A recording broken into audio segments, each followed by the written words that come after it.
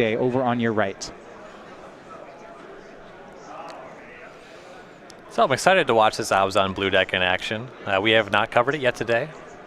Reflector Mage is a huge upgrade for this deck. Yeah, so he's going with 4 Reflector Mages, otherwise what you'd expect out of an Abzan package, and then 4 Oath of Nissa, which that's going to be his turn 1 play. A lot of good ones on the top off of that one. 3 cards you could actually pick. Yeah, he has Land, Warden of the First Tree, and then a Siege Rhino. So kind of something about everything. He has a mid-game threat, a late-game threat, and a land. Yep. A Warden, probably a little slow to take. This is already turn 2. Could be casting at this turn, but not off of Flooded Strand. Yeah, Flooded Strand will be the plays. He'll pass back to Tom. Yeah, Warden is this card where turn 1 versus every other turn is really a different story for the card. Absolutely. There's some late game situations where you have enough mana where you can top deck it, and if you're lucky, put +1/+1 counters on it with the mana you have available, over the course of turn 2 turns. But those are usually games that you're not really in anyway. All right, second land for Tom. He'll pass back. And Eric, looking like he's going to curve out like the Abzan deck we have come to expect. Anafenza and Siege Rhino, I think they're set up to go one after another. Well, Tom Ross does nothing on turn 2 like the Red-Black Dragons deck that we have come to expect. We'll see if he can get... This is interesting. Grasp of Darkness would be quite the play here. There it is. And there we go. Anafenza will get grasped. Saw the removal spell before we saw the creature. Yeah, I mean, said it out loud. And that's big here. So this is something that we haven't seen up until Oath of the Gatewatch. This wouldn't have been a spot where Red-Black would have had a 2-mana kill spell for this Anafenza. Yeah, Red-Black would have been in a pretty bad spot, actually. You see that Grasp of Darkness, the reprint here. Instead, on the draw, we're trading with mana efficiency, and we're drawing up a card in our turn. Yeah, Tom's trading up here, It's his 2-mana spell for Eric's 3-mana play. So we'll see if Tom can hit back. Going to fetch for his second basic. Both players with mana firing on all cylinders. And it's going to be Flamewake Phoenix for Ross. So damage in on Mayday. Mayday goes down to 16. Very good start for Ross. Jokes aside. Yeah, getting that turn 2 kill spell. Perfect mana. Good 3-drop. There is... When you're watching Red-Black Dragons, I do like how quickly it ends the game in the air, but its early turns can look pretty bad. They're tenuous. If you're not casting creature spells that Ross wants to kill, he's just not doing anything with his mana. That's a problem. Well, we'll see how it stacks up against Siege Rhinos. We know at least one waiting in Mayday's hand, and I believe it's more than one. We know he's got a Siege Rhino. Here it comes. Yeah. When you have a Rhino, it's hard to make any other play. And that will switch the life totals back in Mayday's favor. So we go back over to Tom.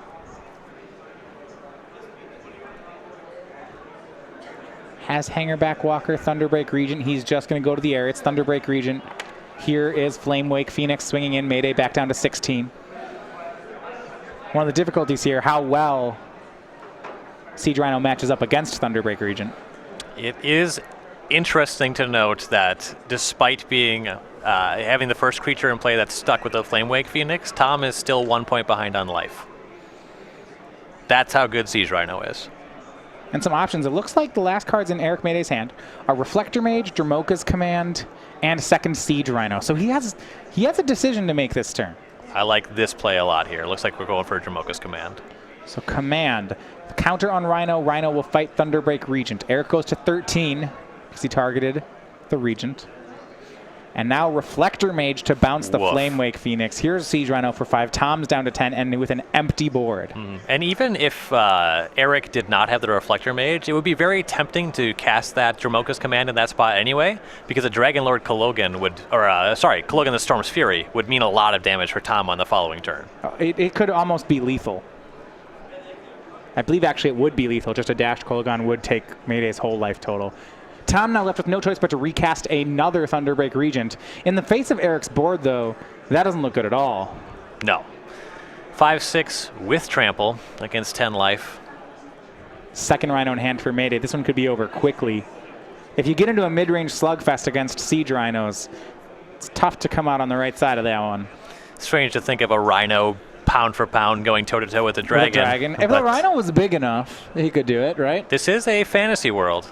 That Rhino is just gigantic, I assume. I don't know their relative sizes. But yeah, I mean, I would think a dragon would be a better warrior than a Rhino. But let's see, there's like a small fort on the Rhino's back.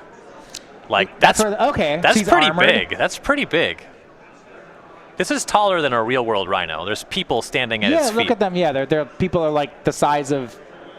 Yeah, don't even make it up one of his feet. That's a big rhino. Second rhino is the play for Mayday, so Tom went down to 5 off the hit, 3 more off the second rhino, and we'll see if he can survive the turn. Mayday at a healthy 16 thanks to those siege rhinos. Yeah, I'm not sure if there's much of anything that Tom can do. Crux of Fate here. That would be a good one. That'd be a guy. He doesn't play that. That's a problem. Yeah, Tom actually, a lot of creatures in his deck, and his removal spells just mostly outside of Murderous Cut. Can't even kill one rhino. No, his removal spells are all single target removal. And with that, with 9 power of trample on Mayday's side of the board, I don't know that Tom can make it out to the next turn. And we talk about how good Grasp of Darkness has been and decks that are adapting that, and we saw it be good in this game. It did trade with an Anafenza. It was great, actually, yeah. But it's nothing compared to Siege Rhino. You have to set up a combat scenario for it to even make that happen. Yeah, it still can't take down Siege Rhino. I mean, few things can out of red-black. It's just the hard removal, your Murderous Cuts to take care of those guys.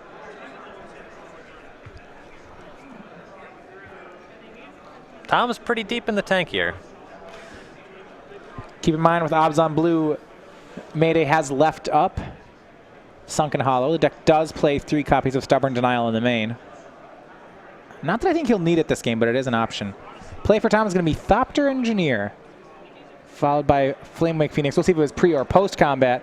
It's post-combat Flamewake Phoenix. Tom wants the ability to block, at least for 1 turn. Yep. Cast that 1 pre-combat, you must attack. Tom has 10 toughness on the board, only 9 power of trample for Mayday, so it is not necessarily lethal here. It's real close, though. Yeah, one way or the other, it's pretty bad for Tom. Yeah, that much is true. Here's Gideon. We'll see if he's just going to emblem it. It would put him to it would put his trample power to 11. Only 10 toughness on Tom's side of the board.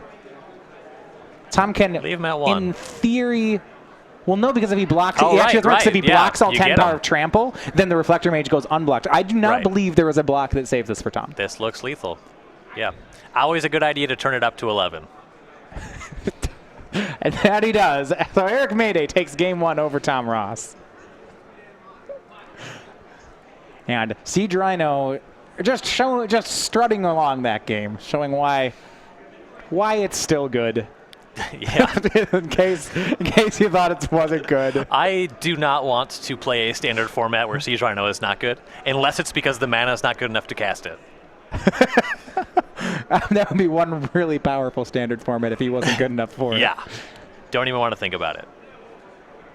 All right, we'll look at the sideboard. Let's start on Tom Ross's side. I don't know that he has many things that can help. Well, maybe he has some things that can help against Siege Rhino. Let's look at this. We have Kolaghan's Command, Kozilek's Return, Self-Inflicted Wounds, Obnixilus. There's a Crux of Adenless. All right, that was excellent. All right.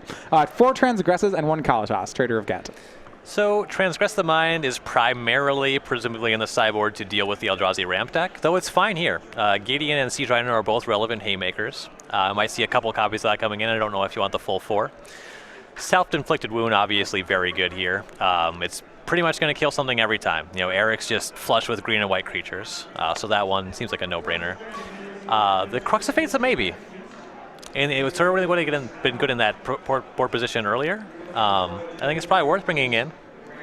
Yeah, I mean, so it depends whether or not Tom wants to be the aggressor deck here or be a control deck. Based on his sideboard, it sounds like control is what he can do better. Yeah, I mean, we're bringing in other removal spells, possibly discard spells, so it fits the bill. Now, if that's the case, though, let's look at Mayday's sideboard for a second. Mayday can play the control game as well. He has copies of cards like Dispel, Ojutai's Command, Disdainful Stroke, Painful Truths. Yeah, like Disdainful Stroke a whole lot. Counters most of these spells out of Tom that matter. Thunderbreak Regent, Pia and Kieran, which you have to assume that Tom is on. He's playing Thopter Engineer. Painful Truths helps you draw more counter spells, which is good. Ojutai's Command counters all of the threats, does some more stuff on top of it. Jace Prince Prodigy is kind of awkward because it dies to every removal spell in Tom's deck, so maybe we don't touch that one. But I don't hate it. It is still Jace. Well, if you're just joining us, we are here Sleeping up for game 2 of round 6 of the Star City Columbus Open. Now this is part of season 1 on the SCG Tour. So what exactly does that mean? Well, between the December Las Vegas Invitational and all the way up to our Columbus Invitational in April, we have a schedule of events. These players are accumulating points for the Invitational, at which 3 of them will qualify for the Players Championship. You too can qualify. Go ahead and showing up to some of our events. You see right now we are at the Columbus Open. Next weekend we have a regional championships, but in season 1 we'll be traveling to Louisville, Philadelphia, Indianapolis, Baltimore before we return back to Columbus for the Invitational. We have Modern, Legacy, and Standard coming up, so you can play in the format of your choice. That's listed on the StarCityGames.com website, and we hope to see you at these events. If you do, we're giving away a copy of the Kitchen Links playmat, which, you know, parody of everyone's favorite Kitchen Finks. Yeah, it's the only Kitchen Finks that I'm aware of. Everyone's... Well, this is okay. Yeah. No. There's promo Kitchen Finks that don't look like this. That's true. That one's not our favorite though. That's not the favorite. I hope that isn't anybody's favorite. You make a good point. Yeah. So this is the good. Anyway, I tried to catch you on an English technicality, and you then I lawyered you back. Put me in my place. All right. Well, you too could get that art given away at all our SCG main events. We are back on to game 2. Tom Ross will be on the play again. Red Black Dragons.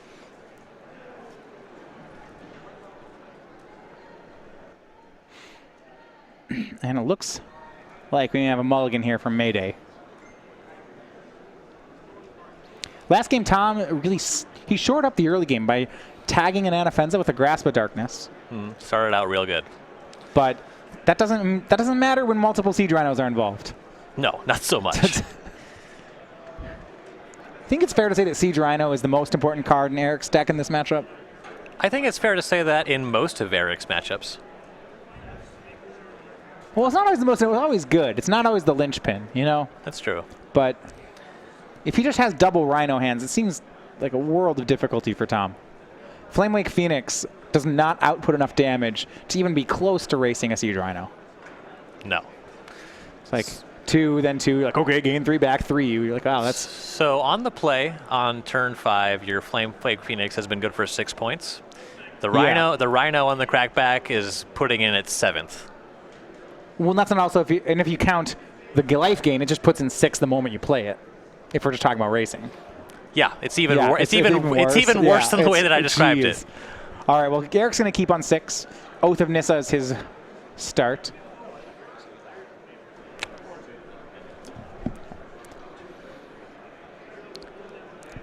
People will trade off lands here. Pressure once again on Tom to see if he can assemble an early game. His early creatures are Hangerback Walker, Thopter Engineer, and Flamewake Phoenix. He's taken out the Hordeling Outbursts that you normally see in this deck to play Thopter Engineer. Yep, some nice little synergies with Pia and Kieran on that change.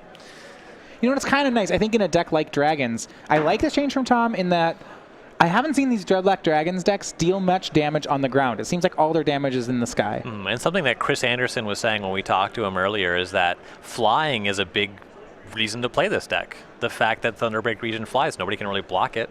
So makes Thopter Engineer seem pretty good compared to Hordeling Outburst. Well, also, in a mirror, the Engineer just blocks the Goblins while your Thopter gets in for damage. Well, here is the Engineer. It'll make a 1/1 Thopter, give it haste, and hit in. So Mayday takes a point down to 19.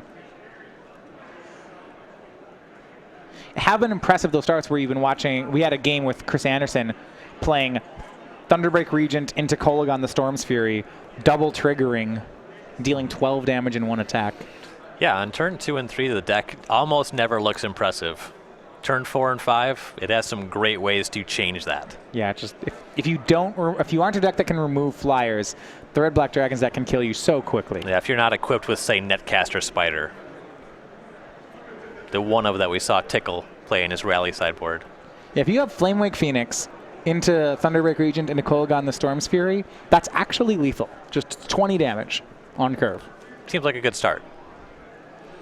That's not even asking your deck to do that much. No, it's asking you to draw the cards that you play 4 copies of. And lands. Yeah, it's great. Well, what also is great, though, is this Anafenza from Mayday. We'll see if it can stick around. Well, it's going to take some heat here. Fiery Impulse and Draconic Roar revealing Kolagon from Tom. Okay. Using 2 removal spells on the same creature, not always ideal. That is where the upside in Draconic Roar really comes to shine, though. That 3 damage is not nothing. Then he'll swing for 2, putting Mayday down to 13. It's still an expensive turn from Tom. And he'll play another fetch land and pass. Now that means he will have enough mana to dash Kolagon in the next turn. He's got a Haven of the Spirit Dragon in his hand. Pretty solid land, though the Abzan deck mostly kills it with Abzan Charm if it kills it at all, so might not come to bear. So tough decision now for Mayday. He knows about Kolagon. He has land 4. He has a Disdainful Stroke in hand and also a Siege Rhino. That's tough. Yeah, he can. Rhino's great here, and you don't want to slam it, but if you know your opponent has the counter, or has the dragon rather, and you have the counter, can you play around it? You're behind on board. That incentivizes you to do something, but you know that this giant dragon is looming. At the same time, I think Tom's savvy enough that if Mayday just plays nothing and leaves mana up, I don't think Tom jumps the dragon in there. I think he just sits back. What I do like on Mayday's side is if he waits longer here, he has a Tasigur in hand, and he could, in theory, play Tasigur and leave up Disdainful Stroke a turn down the road without too much consequence. He's thinking real hard about it. And once again, it looks like the Rhino's going to win out. Yeah, it was Ross good. to 16, Mayday to 15. We'll see if that comes back to get him. It was good in game 1. Let's try it again. Like I said, it's hard to argue. If you have 4 mana and a Siege Rhino in your hand, it's hard to argue for any other play. Though here I may have wanted to. If Mayday doesn't have a kill spell for the Kolagon, then I don't think I like the Siege Rhino here. The tough thing is, I believe that Mayday has a 5th land. I don't believe that he has a 6th. So if you take that turn off here, try to take the next turn off, and you just don't find the 6th land, then you're actually just not playing Magic. Well, if he plays land 5, he could cast Tasigur with Disdainful Stroke up the next turn. That's true. Significantly less impactful than Rhino, though. Oh, definitely. I mean, it depends how hard he's punished for this play. I mean, you know, this is the one that with the biggest downside but biggest upside. I guess Tom will have to decide whether or not he wants to dash Kolagon or cast it. The card's almost always just dashed. Yeah, if you dash it, you know, if you expect this Mardu blue deck is going to have counters in, then you have to be worried about casting it the turn after. But you can always just worry about that problem when it happens. So here's a swing. It's going to be for 7 in the air from Tom. Conveniently, 7 is actually a 3-turn clock at the moment. Yeah, putting Mayday down to 8. The drop Mayday is a Reflector Mage. I mean, big heads up rewarded by Tom that he didn't cast the Kolagon, that he dashed it. If he had cast it, I believe his hand is just 2 Kolagons. Oh, wow. So that draw would have been a little good here. Yes. Swing from Rhino will put Tom down to 10. And here's Reflector Mage. Or is it Tasigur? Well, he doesn't have double blue, so he can't play the Mage and... Yeah, Tasigur is a much more appealing here. Well, I think he may have wanted to do something like Mage away a token and leave up Disdainful Stroke. That would have been okay. I mean, either way, leaving up Disdainful Stroke seems great for Eric. Right. And now that you have Disdainful Stroke up, you don't even have to cast it because you have access to the Reflector Mage on the following turn. And now that you have the 4/5 in play instead of casting the 2/3 the turn before, you get to apply a lot more pressure. This is a really good spot. Tom's hand, 2 Kolagons. It looks like he has Crux of Fate. Okay. Not surprised to see that one come in. So the question is if he can go for the dragon or whether he has to. If he goes for Crux, I mean, I think no matter what he goes for, he's going to get Disdainful Stroked. And that's a win for Tom, though it doesn't look like it. Right. He has 2 more spells that have now been opened up to resolve. Well, and Crux of Fate's the one he needs to have resolve, right? Right. I mean, this turn's going to hurt. I'm not sure he lives through it. But Crux looks great. Tom still has a Crux and another Kolagon in hand. Yeah. So getting that Kolagon countered was a big tempo play. Tom paid 5, didn't get anything. But as far as actually like just, you know, ruining the quality of Tom's hand, it doesn't really do anything. Tom still has Kolagon. No, that was strictly tempo here. Yeah. Here's a swing for 8 from Mayday. I believe that the card that Mayday has picked up is a Gideon ally of Zendikar.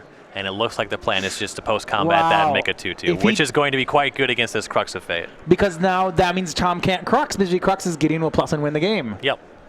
If that's the draw, that's huge. That's going to take away Tom's plan. We'll see. Thopter Engineer goes in front of Tasigur. Rhino deals 4. Tom drops to 6.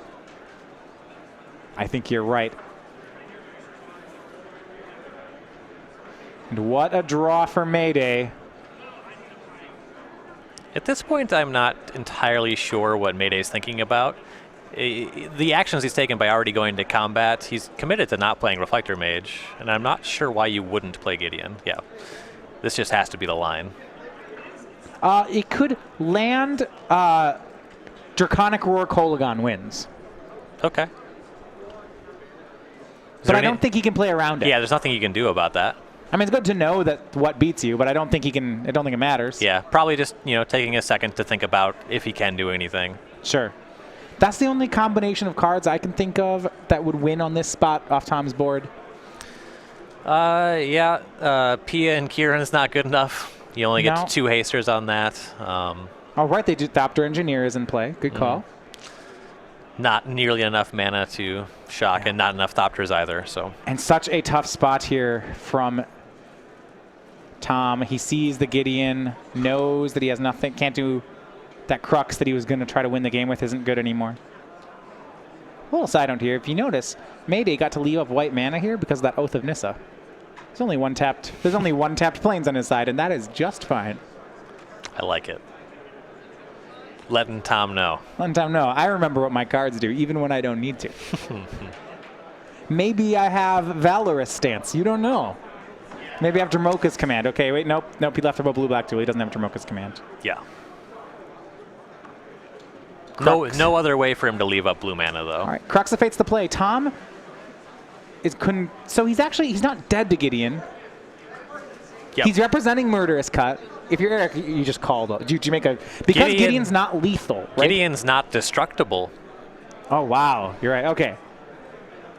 So Eric he can put Tom to 1, or he can make an ally. I think. Well, okay, he's gonna put him to 1. Gideon goes to 5. I suppose we can always top deck a Siege Rhino. It's true. I think that in this spot I would have made the ally just because it's not lethal. I'll be able to attack for 5 next turn.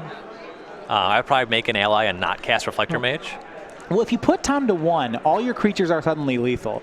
And so, Tom's going to have to play this game with one hand behind his back now. Fetch lands are no longer good real draws. Rhinos win. I think it's ought to be said for the ally, but I like this line from Mayday as well. There's definitely merit to it. Absolutely. Looks like Mayday has a judge question away from table, so we are going to wait on that one. All right. Knows how this works. He'll play Reflector Mage and pass. Think wanted to just be sure that Reflector Mage didn't have to bounce the Gideon. Yeah. That would be all sorts of bad if it did. Can I cast this 2/3 and do nothing? Okay. And the play there was Kolagon and a swing. And Murderous Cut and a lethal crackback. And so there you have it. Eric Mayday, 2-0, defeats Tom Ross, moves to 6-0. That is almost certainly going to be good for a spot in day 2. Congratulations to him. Yeah. For Tom Ross's first loss of the day, but by no means out of it. And Red Black Dragons picking up its loss on the day. Every time we start to forget about Siege Rhino, this starts to happen. And I will say, given that Murderous Cut there, that attack with Gideon was perfect. Yeah, I mean, if you have that, because then you say, you look at your hand, you're like, I'm going to get one more damage in here. Yep. I have a removal spell. Yep. There was pretty much no way out for Tom there. And that's just the power of Abzan Blue. That's the power of Reflector Mage. Didn't really shine necessarily in that match there, but had a lot of potential to. I mean, that to me just looks like classic old Abzan beating up another mid-range deck.